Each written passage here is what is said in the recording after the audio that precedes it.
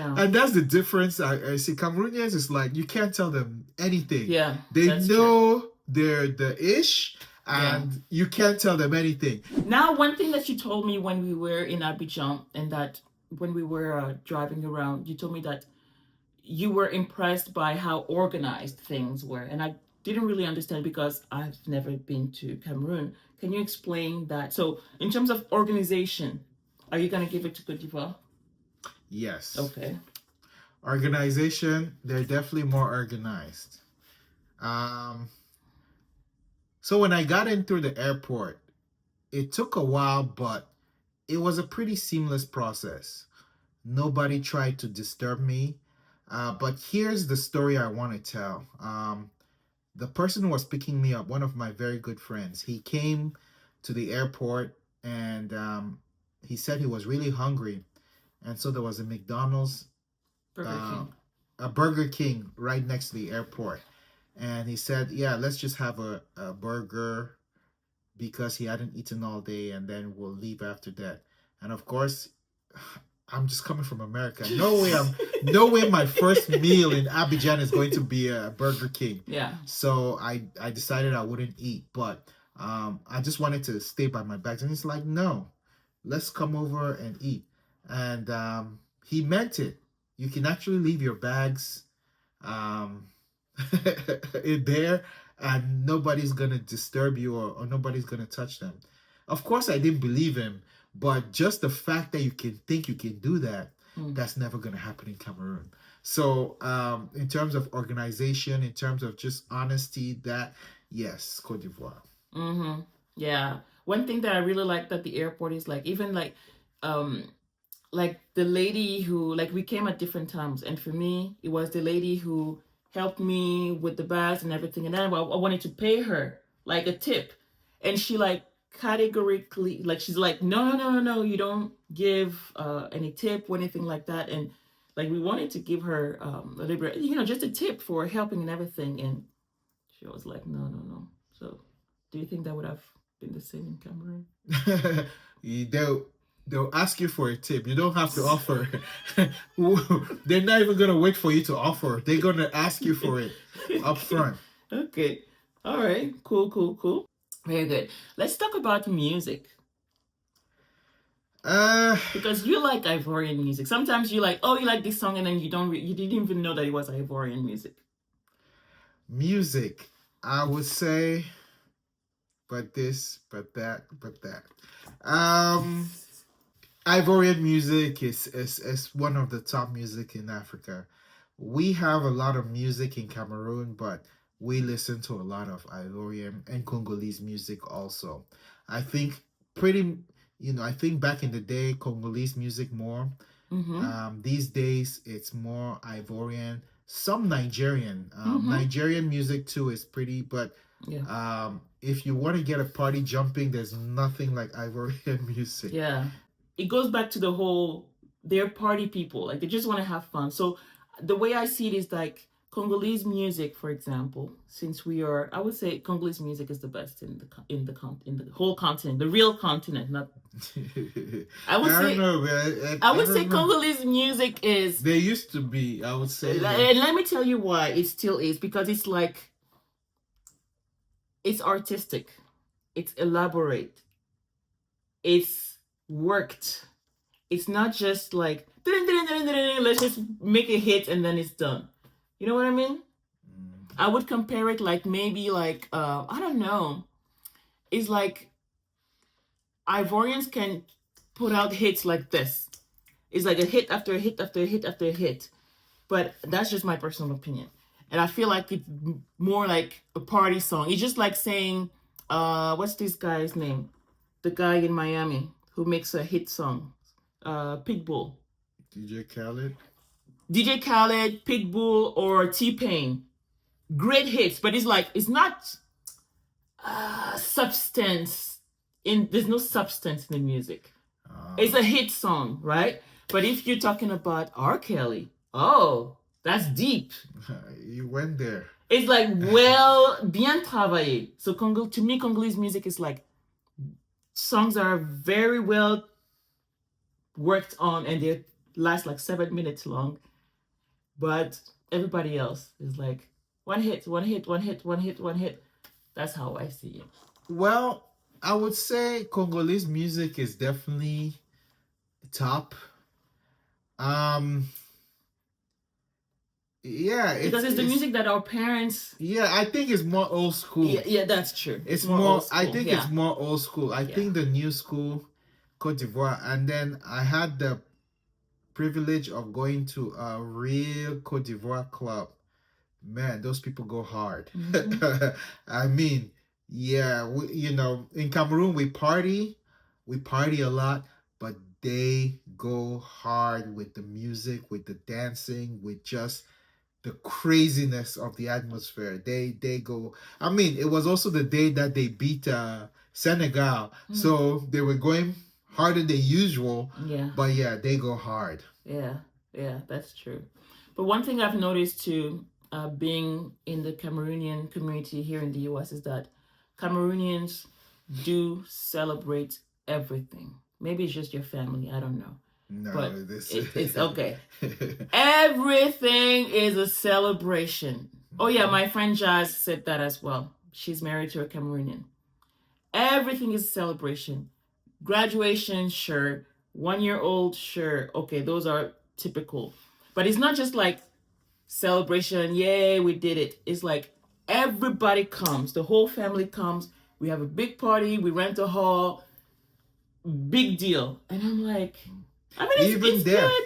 even death. Even death, that's Yeah, true. we That's we true. party out. There's I always say there's no difference between a graduation party and a death celebration. The Mm-hmm. only difference is that in one, a lot of people wear black, but it's the So same. that's it. That's it.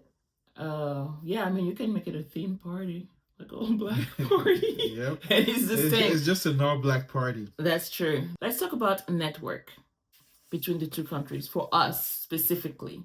Which one in which of the countries would it be easier to tap into? Personal network definitely Cameroon Yeah. because families there, friends are there, and I understand the system, Mm-hmm. but for sure there are clearly more businesses in Abidjan, way more. In Mm. fact, it's probably not even close. In what ways? International companies. Mm-hmm. There's more of them in Abidjan than Cameroon. Mm-hmm. Yeah, so it may seem maybe it's more business friendly. I don't know. I haven't lived there long enough to understand, but there definitely are more foreign corporations in Abidjan. But for personal network, it's definitely Cameroon. Mm-hmm. Yeah, I agree. I think that it will be easier to. I think Africa in general, it's just just need to know one person, and you can go to the head. Just like you have a personal example with your dad when you went to the minister Yeah, or I went to the something, prime minister's house just on a random because Sunday. right. And it's just like also in Abidjan. Just I just knew one guy, and then I ended up with the Ministère du Tourisme and being on TV and all that. So it's like it's just take that would never happen here. Mm, no, it won't. It would never happen here. But it's like you just need to know one person, and then you're like, okay, you get a meeting because you know somebody. And so in Cameroon, we definitely know more people for sure, Mm-hmm. between family and friends. In Cote d'Ivoire, we know friends. We don't have any family in Cote d'Ivoire thing. I personally would be okay moving anywhere, to be honest, even if I don't know anybody. But it definitely helps to know somebody. To know people. Yeah, mostly if you want to do business, it definitely helps to know But people. even for life, I mean, how do you find a good babysitter? Are you just going to interview people or you're going to go off recommendations of others? Mm. How are you going to find, the best um, area to get into business or the right person to sign your documents from, Mm. or the right person who does certain, sign certain paperwork or to build a business, or the right customs person to help you move stuff from the port. Yeah. Yeah, so all of those are things that if you don't have those connections, you're paying the sticker price. True. Whatever they put as the price, that's what you're paying. But if you know somebody, there's the friends and family price, which is what you want to be paying, because that sticker price sometimes it doesn't even make any sense. True. It's just something they just dreamed up, or maybe they look at you like, oh, you're American, take that. Yeah, you don't want to be paying those American prices or those foreign prices. Yeah. You want to be paying those local prices, and that's where you need somebody. Yeah. Yeah, absolutely. I think I mean, you said it. It's crucial to have somebody there that you know that can give you those shortcuts. Mm-hmm. Yeah. I think I don't remember if we mentioned it on this video, on the other video that we did. We filmed another video before that. I'm going to link it up here, where we talk about reasons to move, to leave the US and everything. But even talking about business opportunities, because you just mentioned it, and Abidjan being very dynamic, right? Very dynamic, different foreign companies, but also when it comes to even my area of digital marketing and going to a conference in Abidjan. I haven't seen in Cameroon, so I can't compare. But what I saw in Abidjan was I felt good about it because I was like, oh, it's not that I'm going to have to tell people what I do and people are going to be like, well, you earn money on Facebook or you find clients on Instagram. It's not foreign. It's not a foreign idea, right? So it's like there's already people doing what I'm doing, and so it's very it's good. Also, internet speed. How do you test it both? I only tested in Côte d'Ivoire. How uh, how does it compare? The internet speed is the same. Mm-hmm. The internet availability Mm. is definitely Abidjan. Okay. There's just now I lived in a more expat area of town, which I don't live in when I'm in Cameroon. Mm-hmm. But what I saw is that yes, in Cameroon you can get any kind of internet speed you want, Mm-hmm. but it's not something that's just you have to think about it. You have to actually go and get it. Okay. When I'm in Cameroon, I have to go to the MTN or the store and give them my specific requests. Mm-hmm. I need as much internet as possible. I need as unlimited as possible, and I need the highest speed possible. Mm. And then I get what I need. But it's not just there. Okay. In Abidjan, it's just there. I don't have to think about it. It's available. That's the one that's available. Yeah, it's already plugged in, and so I don't have to set it up. Now, of course, there's places in Cameroon that where it's already set up, but it's not. You don't just enter a house and everybody has internet. Mm. That's not a thing.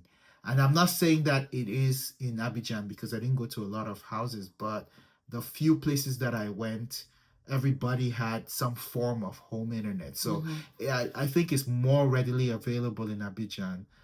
In Cameroon, you actually have to request it or go and get it. Yeah. It's not just there. Okay. Okay, that's fair. That's fair. All right. In terms of infrastructure, like roads and things like that, what do you think? Okay. No question. They just have I didn't see a single untarred road when I was there. Now, there don't get me wrong, there are a lot of untarred roads. Mm-hmm. But that is when you're going to minor places. That's when you're going, like I went to a village, for example. The road leading to the village was tarred, Mm-hmm. but once you got to the main marketplace of the village, from there on the roads were untarred. Okay. So yes, there are untarred roads, but the main roads in Abidjan are all tarred.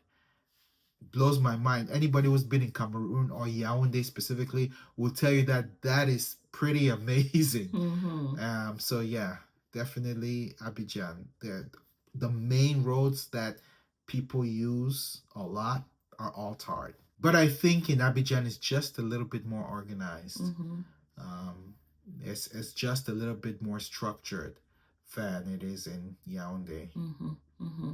Okay. Yeah, that word organized, it comes up often when you talk about Abidjan. That things Yeah, seem to work when they're supposed to work. Yaoundé is chaos, and so is Douala. It's a organized chaos, but chaos nonetheless. Yeah. Um, that's what it is. Okay. All right. So when you're thinking about our family, where do you think that our family would thrive more?